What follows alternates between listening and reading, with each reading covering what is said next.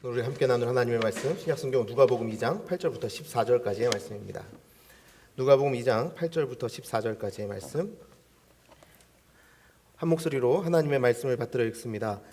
그 지역의 목자들이 밤에 밖에서 자기 양떼를 지키더니 주의 사자가 곁에 서고 주의 영광이 그들을 두루 비추매 크게 무서워하는지라. 천사가 이르되 무서워하지 말라. 보라, 내가 온 백성에게 미칠 큰 기쁨의 좋은 소식을 너희에게 전하노라. 오늘 다윗의 동네에 너희를 위하여 구주가 나셨으니 곧 그리스도 주시니라. 너희가 가서 강보에 쌓여 구유에 뉘어 있는 아기를 보리니 이것이 너희에게 표적이니라 하더니, 호련히 수많은 천군이 천사와 함께 하나님을 찬송하여 이르되, 지극히 높은 곳에서는 하나님께 영광이요 땅에서는 하나님이 기뻐하시는 사람들 중에 평화로다 하니라. 아멘. 성탄의 기쁨이 예배로 부름받은 모든 성도님들과 함께 하시길 간절히 바랍니다. 여러분, 사실 속에서 좀 걱정이 되셨죠?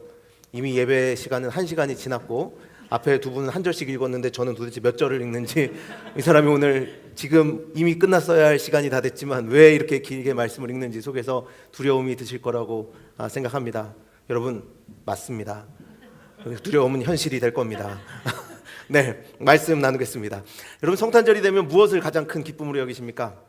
저희 딸이 오늘 여기서 같이 예배를 드리는데 저희 딸이 요즘 한참 바빴어요. 뭐냐면 뭔가 리스트를 작성하더라고요. 계속 리스트를 작성하면서 근데 항상 제 주위에서 작성해요. 이상하게 제 주위에서 작성하더라고요. 뭔가를 막 열심히 작성하면서 저한테 이렇게 물어봤습니다. 아빠, 성탄 선물은 내가 몇 개나 받을 수 있을까? 이렇게 물어보더라고요. 근데 저는 잘 그런 거에 지지 않아요. 저는 그럼 꼭 얘기합니다.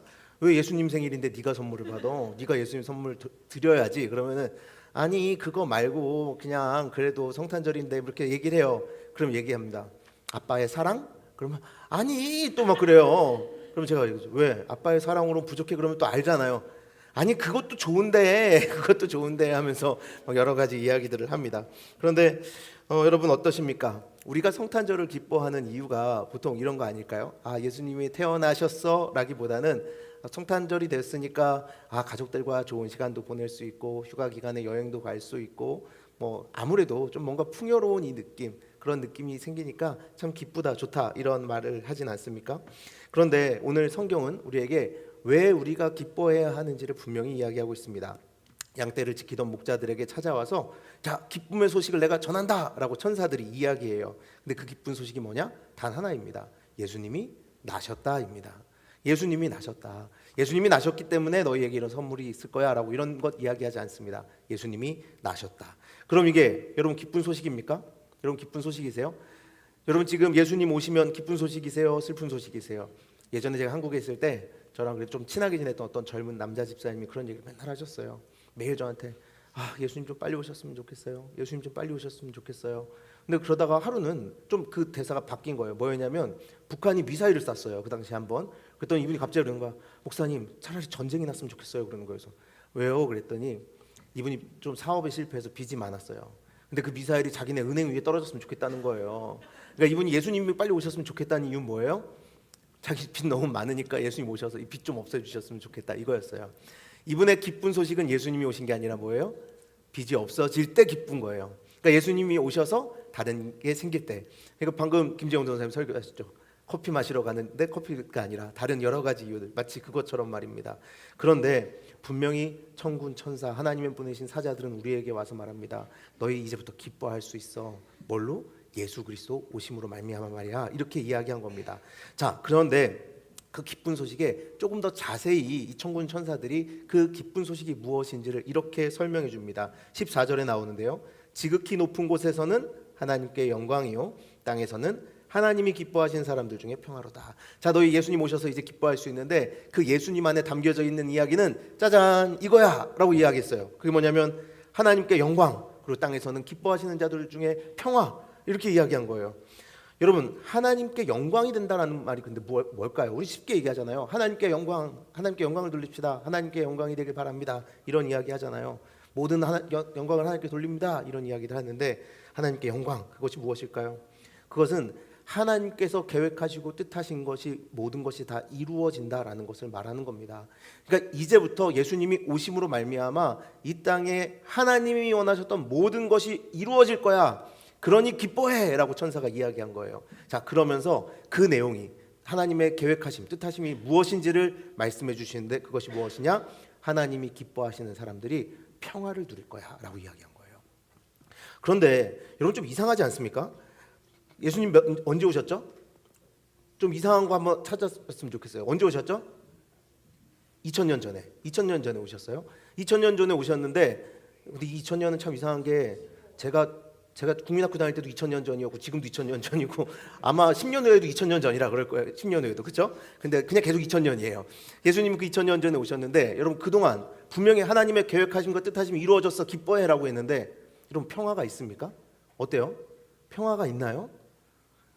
저는 제일 놀랐던 게 예전에 그 소련과 체첸과의 전쟁 당시에 정말 놀랐던 게 그 기사를 보고 체첸은 이슬람 국가예요. 체첸은 이슬람 국가인데 이 체첸이 잠시 크리스마스 때 전쟁을 멈춰요. 왜 멈췄냐면 소련이 그 당시에 동방정교회를 믿는 군인들이 동방정교회를 믿고 있었기 때문이에요. 러시아 사람들은 동방정교회 예수님을 믿는다고 하잖아요. 그래서 체첸이 쟤들도 크리스마스를 보내야 되는데 잠시 전쟁을 멈추자 하고 딱 멈춰요. 그랬더니 어떻게 한 줄 아세요? 러시아가 그날 저녁에 크리스마스 저녁에 체첸에다 공습을 해버려요. 우리가 쉴 줄 알았지? 그러면서 초토화를 시켜버려요. 분명히 저 사람들은 예수님 믿으니까 평화를 지키겠지 하고 사람들이 기다려줬는데 오히려 그날 미사일을 가장 많이 쏟아부은 날이 되었다라고 나와요. 그뿐만이 아니죠. 사실 우리가 그리스도인들의 실수로 인해서 가끔 평화가 깨졌던 적도 있습니다. 근데 그건 사실 뭐 우리도 그렇지만 세상에 정말 평화가 있나 싶을 정도로 좀 혼란한 세상 아닙니까? 그런데 분명히 예수님께서 오실 때 천군 천사가 뭐라 했냐? 자, 이제 예수님 오셨어. 완전한 평화가 이루어졌어. 그로 말미암아 기뻐해라고 이야기한 겁니다. 좀 저는 이 부분이 이상했어요. 여러분 그런데 이 평화가 어떤 평화를 이야기하는 걸까요? 우리가 먼저 그 부분에 대해서 생각을 해봐야 됩니다. 예수님으로 말미암아 우리가 기뻐할 수 있는 이 평화는 이제부터 우리가 하나님과 화평하게 되었다라는 그 평화를 이야기하고 있는 것입니다. 그러니 하나님의 완전하신 계획이 이 땅에 이루어질 텐데 예수 그리스도가 이 땅에 오심으로 말미암아 너희 한 사람 한 사람이 예수님을 만난 모두가 하나님과 더불어서 화평하게 될 거야라고 그로 말미암아 이제 기뻐해라고 말해 준 것입니다. 그런데 여러분 이 말을 딱 들었을 때 사람들이 어땠을까요? 기뻐했을까요? 예수님 안에서 자 여러분 이제 내 안에서 하나님을 만나십시오. 이제 하나님이 여러분의 아버지가 되주십니다. 하나님 안에서 평화를 누리십시오 라고 이렇게 말했을 때 사람들이 기뻐했을까요? 아니요. 사실은 이스라엘 사람들은 기뻐하지 않았어요. 왜냐하면 그 사람들은 한 번도 하나님을 떠난 적이 없다라고 생각했거든요. 하나님 안에서 살고 있다고 생각했거든요. 그러니까 예수님이 필요가 없는 거예요. 그러니까 도대체 기쁜 소식이 아닌 거죠. 제가 여러분 만약에 정말 좋아하는 뭐 컵이나 뭐 정말 제가 이뻐하는 무슨 그릇 이런 거 저 이쁜 그릇 되게 좋아하거든요.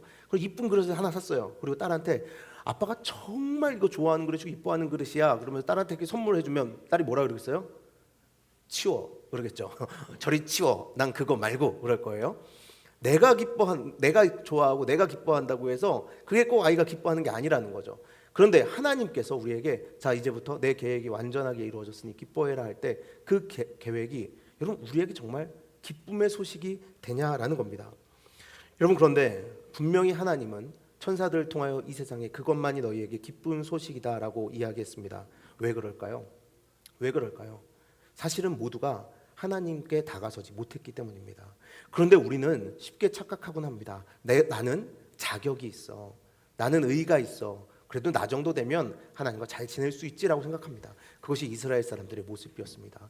그 당시에 하나님과 끊어지고 마치 하나님을 바알을 섬기듯이 내가 하나님께 무엇인가 최선을 다하면 내가 대가를 드린 만큼 무엇인가를 주실 거야 라고 하나님을 우상처럼 섬기고 있었음에도 불구하고 나는 괜찮은 사람이야. 그래서 나는 구원받았어. 나는 하나님의 자녀야 라고 생각하며 사람들에게 정죄의 손가락질을 하던 그 사람들이 이스라엘 사람들이었다는 겁니다. 그러니까 이 기쁨의 소식이 전해질 때 사실 이스라엘 사람들은 그렇게 기뻐하지 않았을 겁니다.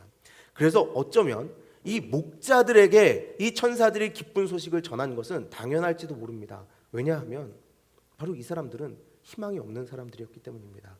물론 어떤 성서학자들은 그런 해석을 한다고 합니다. 이들이 레갑 자손이었기 때문에 충분한 자격을 가져서 하나님의 그 기쁜 소식을 가장 먼저 들었을 거야 라고 이야기하는 사람들이 있습니다. 근데 사실은 성경적인 좀 이렇게 받침이 좀 부족한 것 같고요. 저는 오히려 하나님 앞에서 그 마음이 가난한 자들, 심령이 가난한 자들이었기 때문에 아무런 희망도 없고 사람들이 정죄하는 그 사람들이 손가락질하던 목자였기 때문에 사람들이 더럽다고 손가락질하고 구원받지 못했다고 손가락질하고 저들은 하나님의 자녀로서의 자격도 없다고 손가락질 받던 사람들이었기 때문에 아무런 희망이 없는 그들에게 너희도 이제 희망이 있다라고 하나님의 그 말씀이 전해졌다라는 겁니다.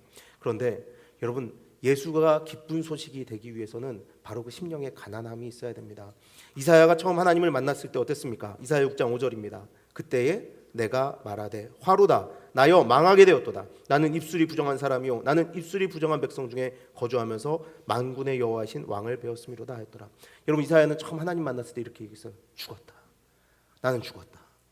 나같이 죄인이 하나님 앞에 섰으니 죽었다라고 이야기했어요.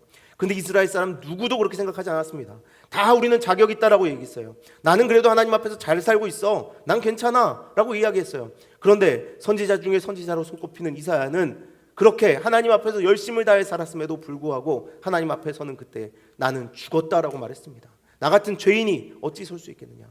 그래서 그는 하나님께서 그에게 죄를 용서해 주신다 하실 때에 기뻐할 수 있었고, 그래서 그는 하나님께서 그의 삶을 용서해 주신다 하실 때에 이제 내 삶은 하나님께 다 드릴 수 있다라고 고백했습니다. 이사야서 6장 7절 8절입니다. 그것을 내 입술에 대며 이르되 보라 이것이 내 입에 닿았으니 내 악이 제하여졌고 네 죄가 사하여졌느니라 하더라. 내가 또 주의 목소리를 들으니 주께서 이르시되 내가 누구를 보내며 누가 우리를 위하여 갈고 하시니 그때 내가 이르되 내가 여기 있나이다 나를 보내소서 하였더니. 여러분, 이사야는 하나님 앞에서 이미 죽었습니다. 저같이 죄인이 하나님 앞에서 하나님을 배웠으니 전 죽었습니다. 그런데 하나님이 말씀하시는 거예요. 아니야, 내가 너 용서해 줄게. 내가 너를 용서해 줄게. 너의 모든 죄를 씻길게 라고 말합니다. 그러자 이사야가 말합니다. 그럼 주님 마음대로 저를 사용하여 주시옵소서. 변화된 삶이 되는 것이죠. 여러분, 그가 얼마나 기뻤으면 그 어두움 가운데 아무도 하나님의 말씀을 귀 기울여 듣지 않던 그 시대 속으로 하나님께서 보내실 때의 말씀을 듣고 들어갔었겠습니까?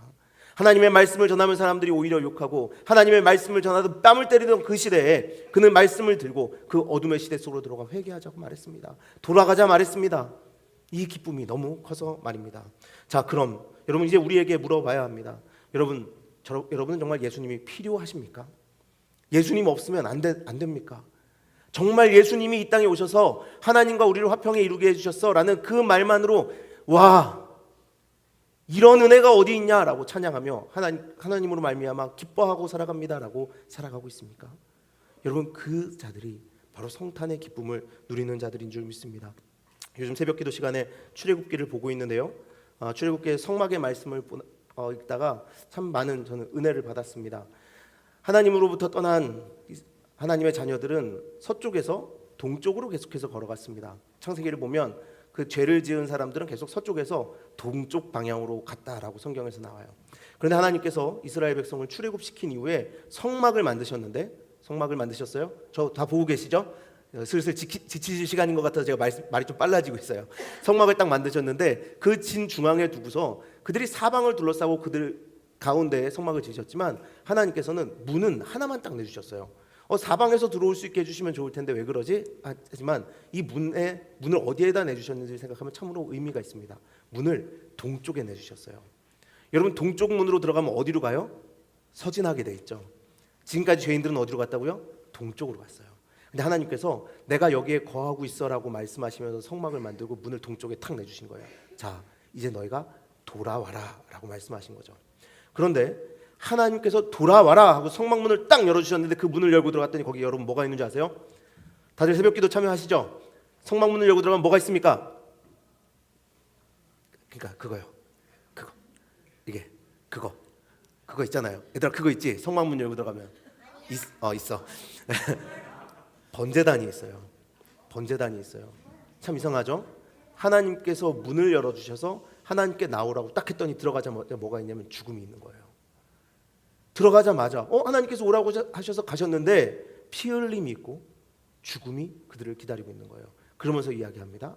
너희가 원래는 여기서 죽었어야 돼 라고 말씀하시는 거예요. 하나님께서 너희와 내가 하나가 되기 위하여 너희가 다시 나의 자녀가 되기 위해서 이 문으로 들어와야 되는데 사실은 너희가 문을 열고 들어온 순간 너희는 거기서 죽었어야 돼 라고 말씀하시는 거예요. 그런데 대신 거기서 동물을 잡음으로 너희는 나의 자녀로서 제사장 된 나라로서 이 세상을 살아갈 수 있게 되었어라고 보여주신 것이죠. 그런데 만약 거기서 하나님 뭐 제가 그렇게 뭘 잘못을 했다고 자꾸 동물 잡으라 하시고 이 뭐 냄새나는 여기까지 와야 됩니까? 라고 말한다면 여러분, 하나님이 그들 가운데 거하시는 그것이 그들에게 기쁨이었겠습니까? 아니죠. 이 피 흘림 더 이상 보고 싶지도 않고 이 제사 정말 지겹습니다라고 말했다면 여러분, 하나님의 기쁨이 그들 가운데 있었겠습니까? 아니죠. 근데 지금은 어떻게 됐습니까? 예수 그리스도께서 그 모든 것을 대신하셨습니다. 성막의 문을 여시고 휘장을 찢으시고 그 시은소까지 하나님의 거하시는 임재의 자리까지 예수 그리스도로 말미암아 이제는 우리가 들어가게 되었고, 우리는 제사장으로서 살아갈 수 있게 되었으며 왕과 같은 제사장으로 살아갈 수 있게 되었으며 하나님의 자녀라 자부하며 그 기쁨을 누릴 수 있게 되었다는 겁니다. 여러분, 그런데 우리는 지금 다시 무엇으로 인하여 기뻐하고 있습니까? 그 구원의 기쁨과 감격은 잠깐 뒤로 밀어두고 이제 구원은 이루었으니까, 그 구원의 감격은 있으니까, 하나님 알겠으니까 지금까지 추구했던 것들 다른 것을 달라라고 우리 말하고 있지 않습니까?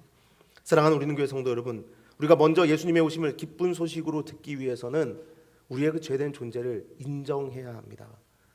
나의 위치가 어디였었는지, 내가 어디서 출발을 했는지 항상 알아야 한다는 것입니다.